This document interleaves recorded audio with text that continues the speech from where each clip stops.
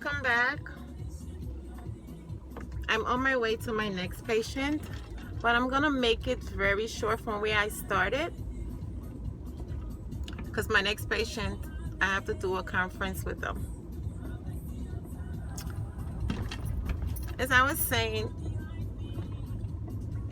I stopped at how I got delivered and how my youngest son, Winston, said, "Mommy, you need rehab. You need medication." And I remember that day I was standing there and he said that to me. And I remember what the Lord said to me. This is spiritual. And I said to him, I was very, very, resistant in the title rehab addiction. Because I said, I'm not in denial. How can, what is there for me to be in denial? That alcohol or drinking was never my cup of tea, never was as a teenager, as when I was in the life where everything was available in my care. It never was. Matter of fact, it was something where I looked at it, I said, why are you doing that? Or seeing someone smoking, why are you smoking that? What is it? What do it do for you? And it never changed as an adult. Because in my 30s, I was in my early 30s, well aware of the consequences of anything. And I said to him, son, God is going to heal me when he is ready. He said, Mommy, you have a problem. I said, no, I have a problem that only God can solve. I have a problem that only God can solve. Nobody cannot save me but God. And I'm holding on to his promise that this that I'm going through, God allowed it to happen. He could have stopped it, but he allowed it to happen for his glory. And that's what I said to my son. I said to him, I'm going to be okay. God is going to save me. Daily, as I see the hurt in my son's eye, and I see the woman that I was being snatched away, the mindset that I had, the way I did things, I was so lost in my trance. I mean, can you imagine? It's like I go into a trance and nothing else is around me. All I see is going to intoxicate myself. And then when I intoxicate myself, it's like something is in me saying, why are you doing that? That's not you. And something else is saying to me, what do you care? Just relax, enjoy yourself. And I said, but I am a mother. I am a very responsible mother. I am a mother of dignity. I take authority in what I do for my sons. I am not here to glorify. I am not here to see my way through. I am here to see their way through because I am their eyes. I have to guide them. Remember, they are left for one parent. How dare you tell me that this is okay? This is not okay. And I'm crying inside. And my only way of help was through God. I fast forward till the day I stopped. I don't even know how it happened. I don't even remember, but I remember where I was and what I was doing.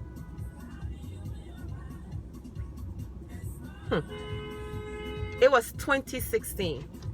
I was standing in the room. And I looked and I was standing there all by myself.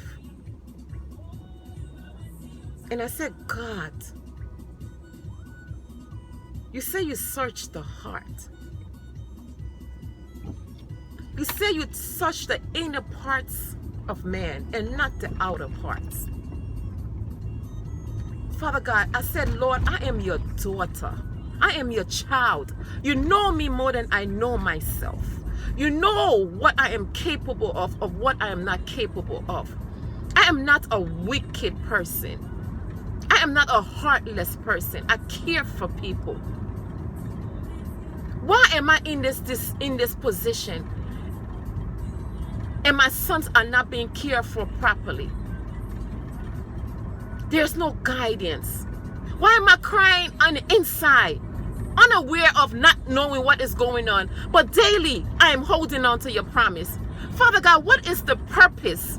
Father God, I said, Lord, you need to save me. I didn't ask him to save me. I said, you need to save me. It is time. You need to save me. There is more to me. There's more that needs to be done. Whatever that has done, that has happened, I don't only surrender everything to you, but I empty everything out of me that is against you with everything. Forgive me, I repented wholeheartedly of things knowingly and unknowingly. My surrounding, my environment, my connection, my mindset. I repented of my mindset of thinking I knew it all. Because remember now, fast forward, I'm living in Miami. I left New York. I lived in New York. I left my job in New York. I left everything and came here. I don't even understand what was going through the mind, but Madame that knew that she had understanding of everything that was going on. I lacked understanding. It's like I was being pulled in a direction that in my eyes everything looked okay, but when I stepped back, I said, that is not okay. It's not okay. It is not okay. It's not okay. It's not okay for me to be this way. It's not okay for me to live this way. It's not okay for me to be in this kind of environment. This is not me. When I look at me in the mirror as a drunk, I see more than that. I said, Lord, this is not me. This is not what you put in me. This is not the way I feel. This is not the way I see myself. I see more than what is in front of this mirror. I am not that person. I am a bigger and better person. I am not proud. I'm far from proud. Every day I ask that God keep me humble, because I thought I was humble, but I was far from humble. I was far from humble. But I knew one thing in my heart. I love my sons dearly. And no, I will not put my sons before God.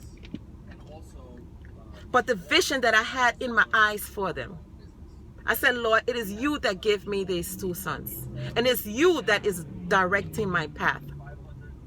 It is you. So you are their father, you are their mother. And your protection is upon them. What reason that I am going through this, only you know, nobody knows but you know. But in due time, you shall reveal yourself. Because at this time, everything was out of range in my life. I was considered dead. People was discussing adopting my youngest son because my oldest son is now in the world. He is now doing his own thing, acting like he's a grown man. I lost my son to the world, to the streets. I lost my son to the streets.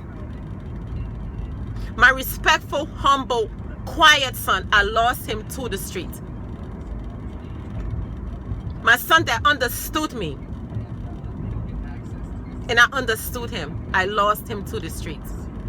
The story is long, but I'm sure I am not the only one. That my story, there is another person who is relating to my story.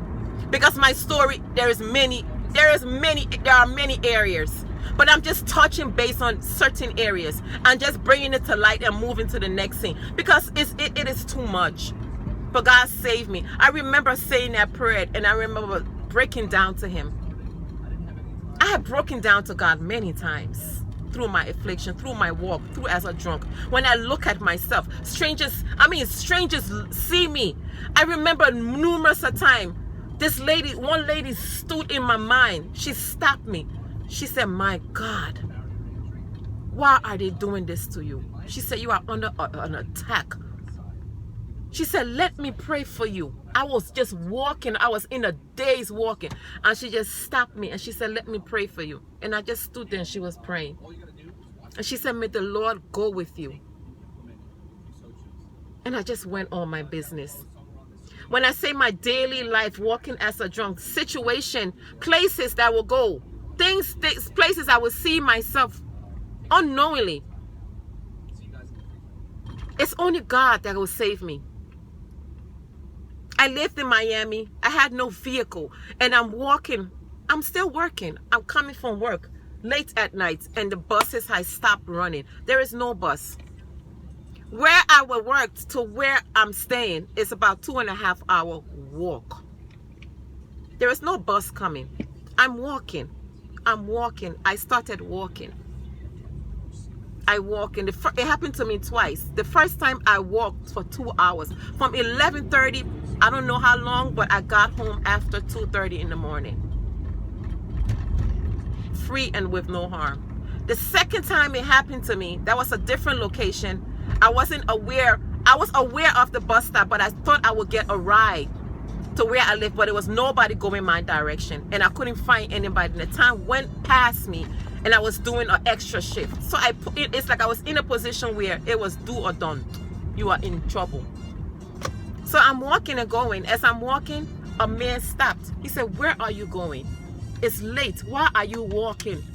And he said, come, let me give you a ride. And I looked at the man. Normally I would say, no, it's okay. I don't care how late it is. I'm not going. You're a stranger. My spirit just said, go. And I got into the car. That man did not. He just said, where are you going? The address. He did not speak. He did not do nothing. He just drove me. And he dropped me off. And he said, have a blessed night. And he drove off and I went in. I said, God, you once again, you have sent an angel for your drunk. Because I belong to you. I am your own. So no matter the situation I was in, I knew who I was, who I belonged to, who my father was. I said, he has dropped, you send an angel for your drunk. She's home. I gave you the praise. I thank you. A praying drunk, because I knew who I was. I know what was put in me. So it didn't change my worship, but my situation stays the same. And I remember from that day I said that prayer. I don't even know what happened, what didn't happen. But people of God, when I say the desire, I am here.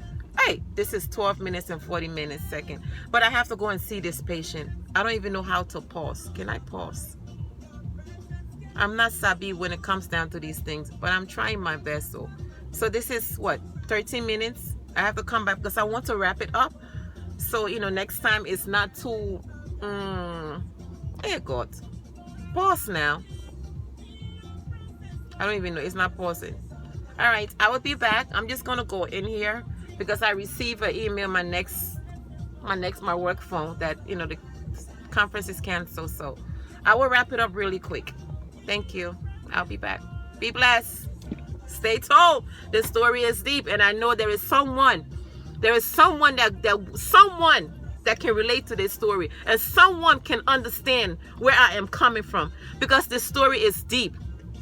But if I don't tell this story, who would tell it for me? Am I supposed to wait till I'm dead and let strangers and my enemies come tell my story? God forbid. The dead cannot hear, and the dead cannot respond to what is being told. So the journey, hey, I have to go inside. I'll be back.